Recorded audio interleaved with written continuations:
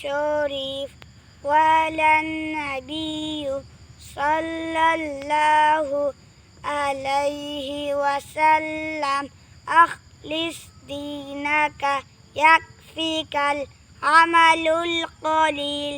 হাদিস শরীফের অর্থ তোমার ঈমানকে খাঁটি কর, অল্প আমলই নাজাতের জন্য যথেষ্ট হইবে।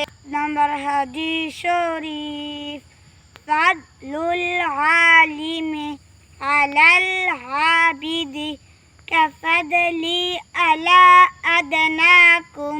7 নম্বর হাদিস শরীফের অর্থ তোমাদের মধ্যে সর্বাপেক্ষা ছোট ব্যক্তি হইতে আমার মর্তবা যত বড়। বেইলম আবেদের চেয়ে একজন খাঁটি আলিমের মর্তবা তত বড়।